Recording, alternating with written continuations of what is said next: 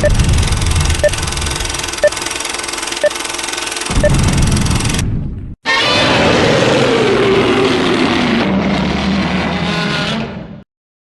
Kaiju fans, welcome back to the Kaiju World Order. My name is MM, and today we have a shit ton, and I mean a shit ton, of new Kaiju merch. You can definitely tell that we are getting near to the time to spend money, the holidays and everything else that comes with it, and so I'm gonna just dive right on into all the different Kaiju stuff that has been announced and released over the past couple weeks. I want to start with Super 7 and the reactions. These are already in stores.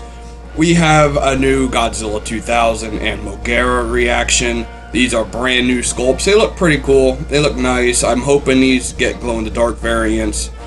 And then we also got a Blazing 1989 Godzilla, which is a repaint of their 1989 Godzilla. I don't know really why this one is a release.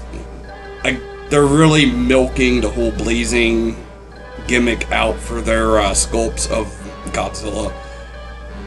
So I'm on the fence. I don't know if I'm going to get it yet. It looks cool, but again, I already have the Blazing Super 7 Ultimates Godzilla, and I don't know. It's just doesn't really feel needed to me. I would love to know where the rest of the Showa Kaiju are. I don't want to be one of those, but my Showa guys. But, come on, where's Gorosaurus and Varan? Man, we got all these other, like, obscure ones, like Moguera. Where's our Gorosaurus? Where's Varan? Where's Gabara? There's been talks of them doing new sculpts for blind boxes, and I'm not really for that. I'd much rather have the carded releases. But even with them getting into more Heisei and Millennium era stuff, I can't wait to see how Super 7 does monsters like Orga and Monster X and even Kaiju in Super 7's reaction line. Should be pretty cool. I'll be keeping an eye on it. I'll definitely be getting the 2000 and Moguera. Just unsure of the Blazing. And then we're going to move on over now to HIYA, with HIYA now showing off a new, can't remember what the line is called, but it's the non-articulated line, but they are doing a Scar King and Shimo, with Scar King actually riding Shimo. It's something I've been wanting on my shelves for a while now, since Godzilla X Kong came out. And this will be the one non-articulated HIYA figure I do get.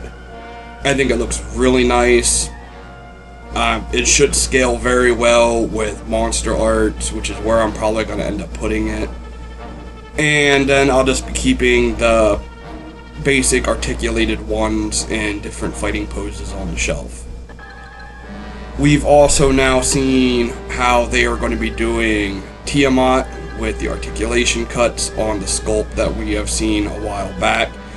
And it's strange that Warbat seems like it's gonna be bendy wire.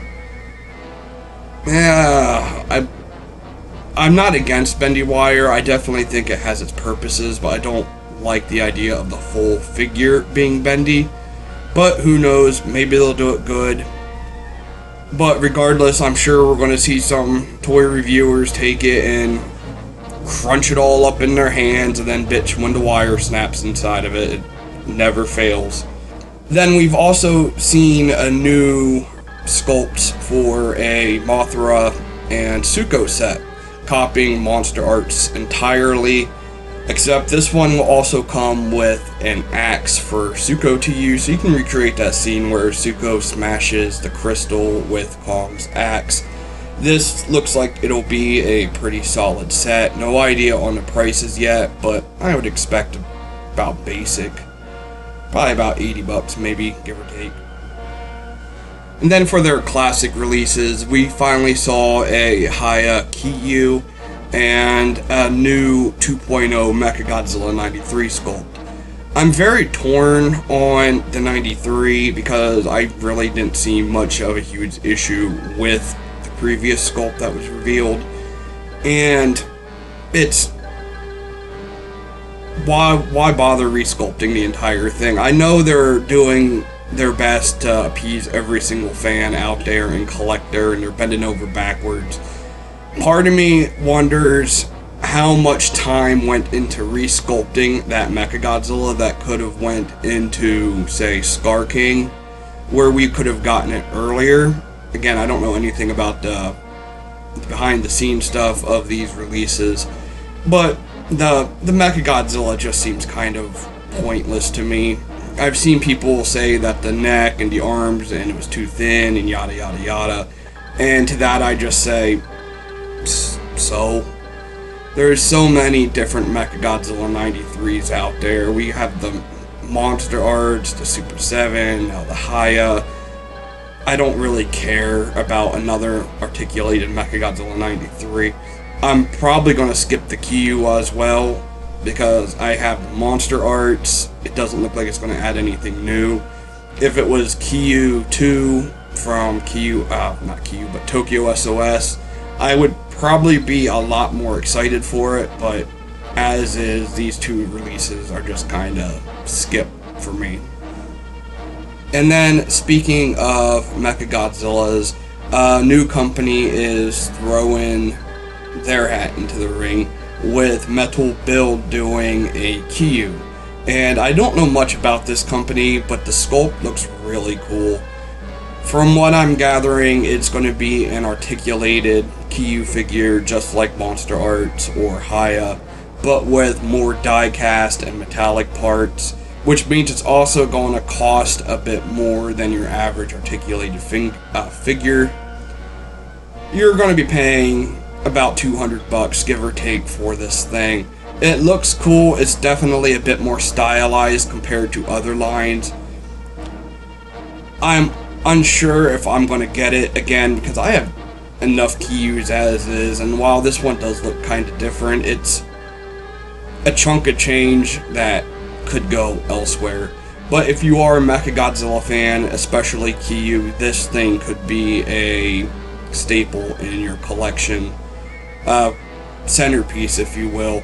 It looks, again, really cool, just not really my thing. One of the biggest things for the reveals of the past few weeks is Blokees getting the Godzilla license. These are tiny little blind box figures, or they could be full-scale 7-inch figures. We don't know what they're doing yet. If they are the blind box ones, they could look pretty cool, and I might pick up a few, if not a whole set, depending on what monsters they put into the first wave. Their Ultraman ones look pretty solid also, but them being blind box is just something I don't really care for. So I'd probably spend an extra few bucks to get the ones I actually want without doing the whole gambling aspect of blind boxes, which I just can't stand. And then on the US side of things, we finally got a good look at the Teenage Mutant Ninja Turtles Godzilla crossover packaging. It looks about what you would expect for this type of crossover. As I've said before, I'm not a huge turtle fan, but I love the idea of Godzilla crossing over with all these different IPs. So if supporting this means we could get more, such as, I don't know, Godzilla versus G.I. Joe or Godzilla versus Transformers, I definitely support it. I'll be picking up these releases for sure. They just won't be anything I'm super hyped about. But I do feel that in a few years these could be something that could be talked about, such as the comic crossovers that we're getting from IDW. And then Playmates, their quote-unquote rolling Godzilla, should be hitting stores here along with a Beast glove. I guess you could say it's a cosplay toy thing. I'm hoping it can fit on an adult hand. If it doesn't, I'm definitely going to be skipping it. But so far, these seem to be Amazon and Target exclusives, so no Wally World for these ones. And then we should soon be seeing some other figures getting released for the Monsterverse line from Playmates. Ion Dragon should be hitting any time now, and there's also a few others that I've heard about, including the Crab from Monarch, but there's always been little rumors here and there, nothing specifically announced for that. Just keep your ears and eyes open for them. And then for everybody's favorite company, Bandai, Godzilla Burst is gearing up for its second wave, and in this wave we will be getting the giant condor. Now, when I first saw pictures of this, I didn't see the trailer for it yet, so when I first saw it, I thought it was the upcoming movie monster series Giant Condor, which had won the voting poll last year to get a new movie monster series figure. We haven't seen that yet, but the Giant Condor is getting representation now in figures. We have this, the movie monster series figures coming out, then we also just got a monogram keychain of the Giant Condor.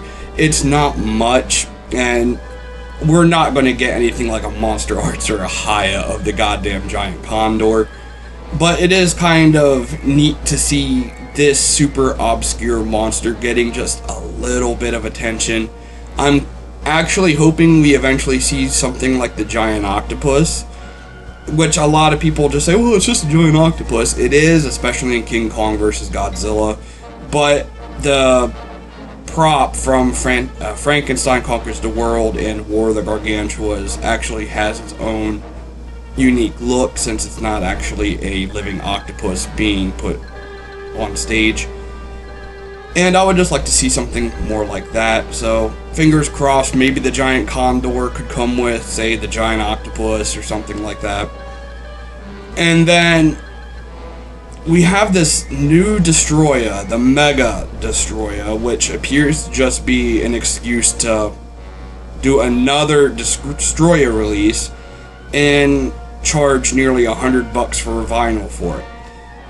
The Destroyer is going to be a little taller than the prior one, which Bandai just released, and is supposed to be in scale with their new Burning Godzilla, as well as how they actually looked in the movie. But for nearly $100, it's I can't do it. Not to mention, I feel the paint is very lacking. It's better than the one that we just got, but it's still not as good as the 2001 Destroyer release, which was also one of the first movie monster series figures. So this is going to be a very, very easy skip for me. And then finally we have what very well may be the laziest figure I have ever seen. Bandai Premium, which started off doing really cool figures of, say, Sanda and Gyra from War of the Gargantuas, Frankenstein and Baragon. And then they started doing some more mainstream ones like King Ghidorah, Jet Jaguar, yada yada yada. And now they're doing a new Godzilla 1964. The only problem is, this is clearly not the 1964 Godzilla, it is just the 1972 or 71, whatever sculpt you want to decide on, with a new closed mouth head. And then on his tail, I don't know how it attaches, but there's a little Mothra larva. And the Mothra larva looks to be about yay big, so it's completely out of scale. And to top it off, it's not even the 1964 Mothra design, it's the 1968 Red-Eyed Destroy All Monsters one. So whatever this release is just a sloppy, lazy ass cash grab. It's clearly not 1964 Godzilla, it's clearly not 1964 Mothra. Any collector, any hardcore Godzilla fan would be able to tell you that. And it's gonna go for a bit because it's a Bandai Premium. Oh my god. Bandai is doing a lot of stupid stuff like this, and Toho has also been allowing it. Keep in mind, Toho's the one that said, oh, we can't get a Super 7 Blue Godzilla because it would remind people too much of the theater exclusive minus Godzilla. But yeah, here's a Mega Destroyer that looks like it looks worse than the 2001 Movie Monster Series one. At the same time as releasing the other 6-inch Movie Monster Series Destroyer for the basic line. I don't get it. I do not understand this fucking company at all. Moving away from Bandai's Godzilla, but sticking with the company, the third Meteor Kaiju from Ultraman Omega, Valkinus, I believe is how you pronounce it. I'm not entirely sure yet. But it is a giant phoenix-like monster that's going to be turning into a halberd type weapon for our new red-faced Ultra. Normally, these figures we get from them are Spark Dolls Ultra 500 series figures, which are about like that big. They're pretty cheap. But they've been starting to do Movie Monster Series crossovers with the Ultra 500 line. And this will be the third one of those, which means the figure is going to be nearly $50, which is a bit of a hard pill to swallow considering the rest of the lines are like 8, 10. Even the Ultra Monster Advanced figures, which are supposed to have like special unique little gimmicks, are only about $23. So charging about $45 for a Movie Monster Series crossover bird monster thing, don't really care for it. I'm gonna get it because I am suckered into collecting the Ultra stuff, and we haven't even seen it yet. Like, no pictures, no promotional material for it. The monster in general looks pretty cool. I believe I showed that off in a prior news video. And then we also have a new King Alligator Tortoise. I don't know how you even pronounce this thing's name. It seems to be a recycled King Gessera suit and is somehow related to Peter from Ultra Q. They are bringing back some classic monsters again, which is always a cool thing to see. And staying on the Ultraman stuff, if you are a fan of Ultraman Tiga, Figure Arts will be releasing both a Sky type and Power type Ultraman Tiga later this year. I already have a figure of the basic multi-type Tiga, so this would be something I skip. But if you are a big fan of Tiga, and it's a great show if you haven't seen it, these would be great for your shelves. And then also the figure arts of the Ultraman Dark Arc, which appeared in last year's movie, is finally hitting Big Bad Toy Store. Mine is now sitting in my private warehouse or pile of loot, whatever you call it, ready to ship out whenever I just want to empty it out. And for the diorama builders out there, Titanic Creations, which has been doing figures for obscure kaiju like Gorgo and Pulgasari and Young Gary, and also some of their original kaiju like Titanicus, has officially put up sales for their Kaijuscape. And Kaijuscape is going to be it's pretty much just a diorama set of buildings, weapons, explosions, that scales with your traditional 6 to 7 inch figures. Some of their figures actually come with buildings like Pulgasari and Gorgo did, and they're really good quality. They're definitely not cheap, so if you don't have, say, a 3D printer to print like your own buildings and you don't want to spend about $5 to $10 a pop on a single building, you can get a really big amount of buildings just for your shelves for a little over $100. And then they also have a new Gorgo Kaijuscape set, which is the same Kaijuscape, but then will also come with a Night Combat painted Gorgo release. This will be an almost $200 release, but with all the material you get in it, it's going to be well worth it.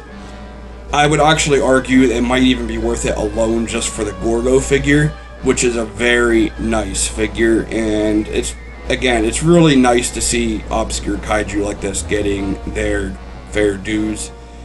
And with Titanicus also reaching its funding goals, That will be getting released here shortly. Also, I unfortunately am not getting Titanicus. It's just not a very high priority for me. I think it's a cool monster. It's just not for me. But they have been talking about doing a Gappa and a Cthulhucus, which is going to be like a copyright-friendly Cthulhu release, and that will be really cool if done right, and I'm sure it will be. And finally, we're going to get to the New York Comic Con 2025, and we haven't seen too much yet, but we have seen a new Mondo Godzilla UFO paint scheme for it. I don't have this sculpt yet. I'm waiting for a color scheme that I really like. I'm still kicking myself for not getting the glow-in-the-dark one. But this looks pretty cool. And then there's going to be a new Mechagodzilla crossover with... I don't know what company this is. I'm imagining it's going to cost an arm and a leg like these type of figures always do. And it's... I mean, if you like this type of thing, go for it. I'm not a big fan of putting just a random character's face in the middle of Mechagodzilla. And then the proportions are also really kind of weird, even for a stylized figure. It's kind of like a wannabe Funko, but super expensive. At least that's how I'm viewing it. I believe that covers just about all of it. I'm sure there's a couple things I probably missed here and there. If you haven't been watching Ultraman Omega, I highly suggest you do. It's not as good as, say, Ultraman Orb, Geed, and Z, which are still the perfect trifecta of new generation Ultraman, at least for me. But it's definitely a step above Ultraman Arc. I don't know if I'd really place it as good as Blazar yet, but better than Trigger and Decker 100%. Plus, it has some really cool new monsters. So go to YouTube, check that out, and, well, support Ultraman. And until next time, Kaiju fans, peace out, and Minya, take it away. Zilla says you should like and subscribe.